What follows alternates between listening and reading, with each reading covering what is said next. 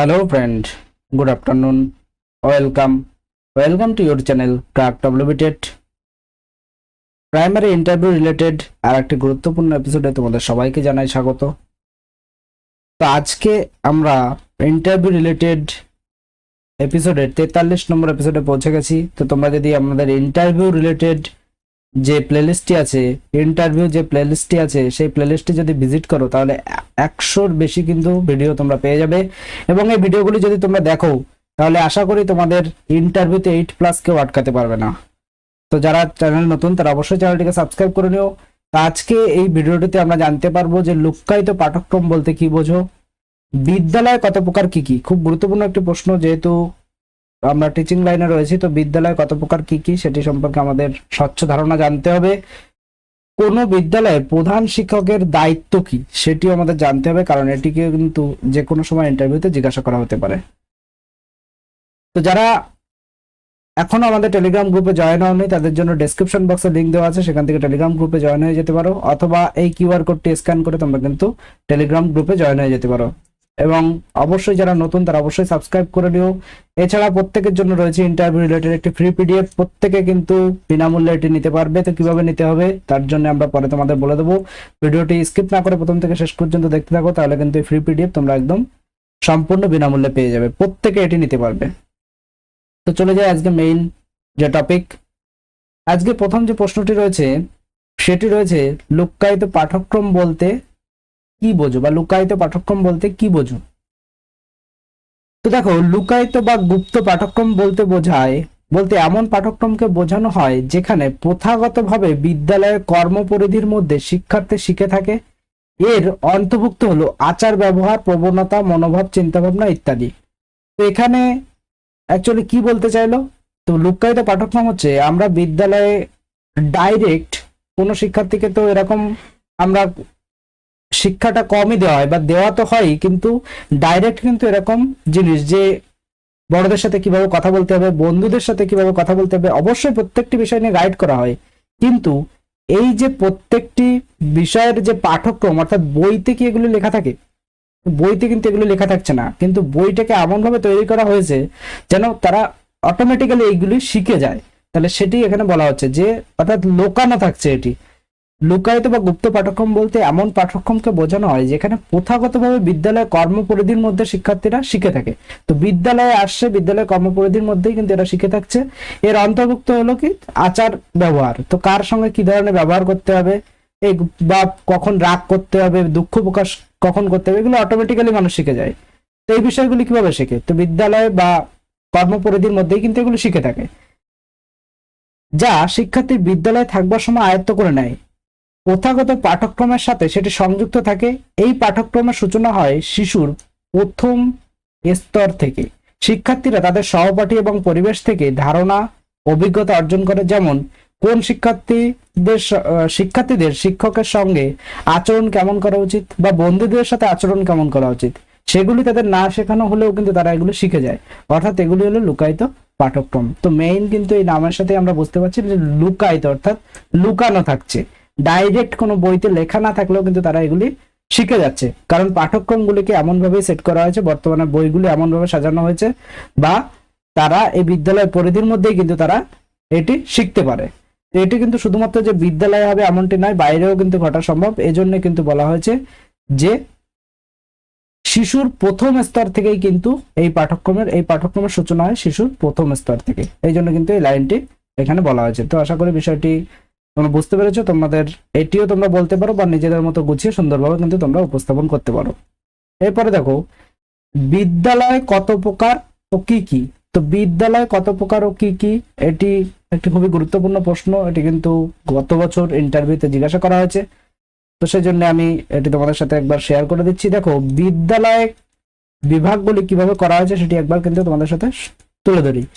বিদ্যালয়, তো বিদ্যালয়ে মেইনলি প্রথমে 3টে ভাগ আমরা করছি। কি কি? একটা হচ্ছে সরকারি বিদ্যালয়,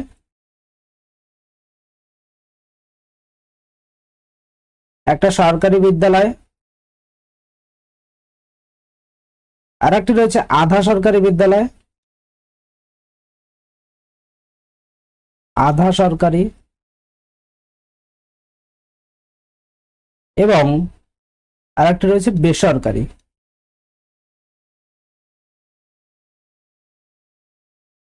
এইবার এখানে সরকারি বিদ্যালয়ের মধ্যে কিন্তু দুটো ভাগ রয়েছে, একটা হচ্ছে কি কেন্দ্র দ্বারা পরিচালিত, অর্থাৎ সেন্ট্রাল স্কুল যেটা রয়েছে, আমি শর্টে লিখে দিলাম কেন্দ্র দ্বারা পরিচালিত এবং রাজ্য দ্বারা পরিচালিত।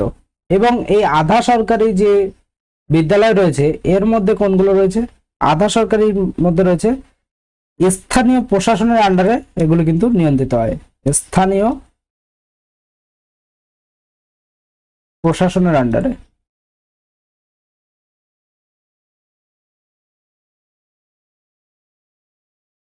এগুলো কিন্তু স্থানীয় প্রশাসনের আন্ডারে থাকে। এরপরে যে বেসরকারি যে বিদ্যালয় রয়েছে সেই বেসরকারি বিদ্যালয় কোনগুলি রয়েছে, বেসরকারি বিদ্যালয়ের মধ্যে কিন্তু রয়েছে ব্যক্তিগত বিদ্যালয়,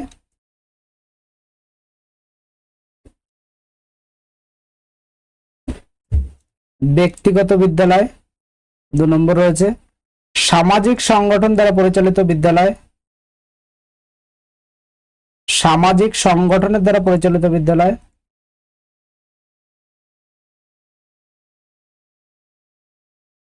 সামাজিক সংগঠনের দ্বারা পরিচালিত বিদ্যালয়। এবং 3 নম্বর যেটি রয়েছে সেটি কিন্তু রয়েছে এডুকেশনাল ট্রাস্ট দ্বারা,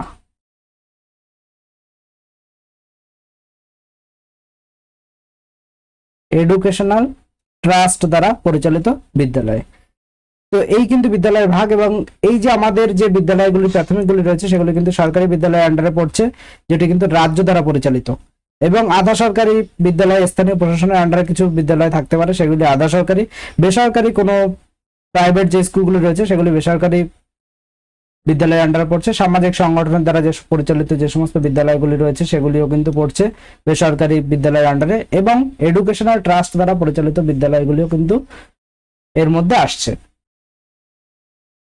এরপরে তো এটি কিন্তু বিদ্যালয়ের প্রকারভেদ। তো সুতরাং এই বিষয়টি তোমাদের একটু জানবে, বিদ্যালয় কত প্রকার কি কি। তো প্রথমেই কিন্তু তোমাদের এত ডিটেলস আসার দরকার নেই, তোমরা বলবে সরকারি, আধা সরকারি আর বেসরকারি। তখন যদি বলে যে সরকারি বিদ্যালয় কোনগুলো বলুন, তো তখন বলবে যে কেন্দ্র দ্বারা পরিচালিত বিদ্যালয়, রাজ্য দ্বারা পরিচালিত বিদ্যালয়। আধা সরকারি যদি ডিটেলসে যায় বা যদি বলে যে আরো ডিটেলসে বলুন, তখন এটি বলবে যে আধা সরকারি দ্বারা পরিচালিত বিদ্যালয়, স্থানীয় প্রশাসনের আন্ডারে যে বিদ্যালয়গুলি রয়েছে সেগুলি আধা সরকারি দ্বারা পরিচালিত বিদ্যালয়। বেসরকারি বিদ্যালয় কোনগুলো, ব্যক্তিগত পরিচালিত যে বিদ্যালয়গুলি রয়েছে বেসরকারি বিদ্যালয়, সামাজিক সংগঠনের দ্বারা পরিচালিত বিদ্যালয় এবং এডুকেশনাল ট্রাস্ট দ্বারা পরিচালিত বিদ্যালয়। এটি সুন্দরভাবে তোমরা বলে দেবে। আমি তোমাদেরকে যেমন বলছিলাম যে প্রাথমিক ইন্টারভিউ প্রস্তুতির জন্য আমাদের মোট 3টে পিডিএফ রয়েছে, পিডিএফ 1, পিডিএফ 2, পিডিএফ 3। যারা রেগুলার আমাদের ভিডিওগুলি ফলো করছো তারা তো জানো যে কোন পিডিএফ এ কি রয়েছে। পিডিএফ 1 এ ইন্টারভিউ প্রিপারেশন কিভাবে নেবে, ইন্টারভিউ রুমে যাওয়ার আগ পর্যন্ত কিভাবে কি করবে, সব বিষয়ে কিন্তু পিডিএফ 1 এ আলোচনা করা রয়েছে। পিডিএফ 2 তে রয়েছে ইন্টারভিউতে যে সমস্ত জিকে জিজ্ঞাসা করা হয়েছে সেগুলি কিন্তু পিডিএফ 2 তে তুলে ধরা হয়েছে, যে প্রিভিয়াস ইয়ারে যে সমস্ত অর্থাৎ রাজ্য জেলা সম্পর্কে ডিটেলস, এছাড়াও যে বিষয়গুলি রয়েছে সবই কিন্তু পিডিএফ 2 তে তুলে ধরা হয়েছে। পিডিএফ 3 তে যে বিষয়গুলি রয়েছে 2022 এর ইন্টারভিউতে যে সমস্ত প্রশ্ন জিজ্ঞাসা করা হয়েছে সেগুলি উত্তর সহ কিন্তু পিডিএফ 3 তে আলোচনা করা হয়েছে। তো যারা এই পেইড পিডিএফটি নিতে ইচ্ছুক তারা এই নম্বরে তোমরা ইন্টারভিউ লিখে হোয়াটসঅ্যাপ করবে। বর্তমান অফার জানবার জন্য 8536897447 এই নম্বরে কিন্তু ইন্টারভিউ লিখে হোয়াটসঅ্যাপ করবে। এবং যারা ফ্রি পিডিএফ নিতে ইচ্ছুক, বিনামূল্যে ফ্রি পিডিএফ নিতে ইচ্ছুক, তারা কিন্তু এই নম্বরে একই নম্বর ইন্টারভিউ ফ্রি পিডিএফ লিখে হোয়াটসঅ্যাপ করবে। এবং এই ফ্রি পিডিএফ এর কিন্তু অ্যাক্সেস তোমরা করতে পারবে না যদি না পুরোটা দেখো। ফ্রি পিডিএফ এর পাসওয়ার্ড কিন্তু রয়েছে ক্র্যাক ডব্লিউবি টেট। এটি কিন্তু তোমরা ক্র্যাক ডব্লিউবি টেট, এটি কিন্তু তোমরা ইন্টারভিউ পিডিএফ বুক নামক যে প্লেলিস্টটি রয়েছে সেটা একবার দেখে নিলে ওখানে কিন্তু অ্যাক্সেস কিভাবে করবে সব ডিটেলস দেওয়া রয়েছে। তো প্রত্যেকে এটি নিতে পারো, যারা এখনো নাও নেই তারা অবশ্যই এটিকে সংগ্রহ করে নিও। পরের প্রশ্ন দেখে নি, কোন বিদ্যালয়ে প্রধান শিক্ষকের দায়িত্ব কি? তো কোন বিদ্যালয়ে প্রধান শিক্ষকের দায়িত্ব কি রয়েছে সেগুলো একবার দেখে নেওয়া যাক। বিদ্যালয়ে প্রধান শিক্ষকের দায়িত্ব বিভিন্ন রকম হতে পারে। 1, শিক্ষাগত দায়িত্ব, প্রশাসনিক দায়িত্ব, সামাজিক দায়িত্ব। এরপর রয়েছে এর মধ্যে আবার পরিকল্পনা সংক্রান্ত দায়িত্ব, পরিচালনামূলক দায়িত্ব, তত্ত্বাবধানমূলক দায়িত্ব, পরীক্ষা সংক্রান্ত দায়িত্ব, নির্দেশনামূলক দায়িত্ব বিভিন্ন থাকতে পারে। তো কি শিক্ষকতা দায়িত্বের মধ্যে কি রয়েছে, অর্থাৎ তিনি যে একজন, যেহেতু বিদ্যালয়ের একজন শিক্ষক, তো সেহেতু নর্মালি তার কিন্তু কিছু ক্লাস নেওয়ার, যদিও ক্লাস নেওয়ার তাদের প্রভিশন থাকে না, তবুও কিন্তু কিছু কিছু ক্লাস কিন্তু তাদের নিতে হয়। তো সেজন্য শিক্ষাগত দায়িত্ব কিন্তু রয়েছে।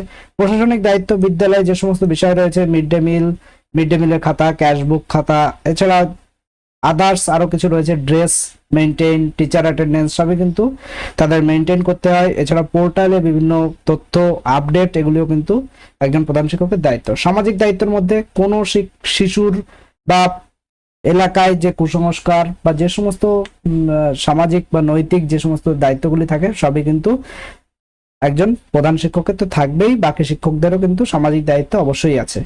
এরপর রয়েছে এর মধ্যে পরিকল্পনা সংক্রান্ত দায়িত্ব, বিদ্যালয়ে কিছু আয়রন ট্যাবলেট বা কিছু কিভাবে ছাত্রছাত্রীদের বিভিন্ন কুসংস্কার থেকে মুক্ত রাখা যায়, তাদের সুস্বাস্থ্য, সবকিছুই কিন্তু এর মধ্যে রয়েছে। পরিচালনামূলক দায়িত্ব, বিদ্যালয় পরিচালনা করবার জন্য বাকি সহশিক্ষকদের কিছু নির্দেশনা প্রদান, সেগুলোও কিন্তু তার করার মধ্যে রয়েছে, অর্থাৎ তার দায়িত্বের মধ্যে পড়ে। তত্ত্বাবধানমূলক দায়িত্ব, অর্থাৎ সবকিছুর ভিএসির যে হেড, সেগুলিও কিন্তু তারই তত্ত্বাবধানে হয়, অর্থাৎ মিড ডে মিল, এগুলি কিন্তু অনেক কিছু ম্যানেজমেন্ট তাকে করতে হয়। পরীক্ষা সংক্রান্ত দায়িত্ব, পরীক্ষা সংক্রান্ত বিভিন্ন যে ব্যাপারগুলি রয়েছে, খাতা, অ্যাটেন্ডেন্স, এছাড়া যে বিষয়গুলি, মার্কশিট, সবগুলিতে কিন্তু তার একটা দায়িত্ব রয়েছে। নির্দেশনামূলক দায়িত্ব তো তোমাদের বলেই দিলাম যে কিভাবে সমস্ত সমগ্র বিষয় চলবে, সে বিষয়ে কিন্তু নির্দেশ দান করাও কিন্তু তার একটি গুরুত্বপূর্ণ দায়িত্ব। তো এই ছিল আজকের গুরুত্বপূর্ণ প্রশ্ন। ভিডিওটি ভালো লাগলে একটি লাইক করে দিও, বন্ধুদের মাঝে শেয়ার করে দিও, চ্যানেল নতুন হলে চ্যানেলটিকে সাবস্ক্রাইব করে নিও, এবং যদি আমাদের এখনো টেলিগ্রাম গ্রুপে জয়েন হয়ে না থাকো, তাহলে টেলিগ্রাম গ্রুপে অবশ্যই জয়েন হয়ে যাও। Thank you.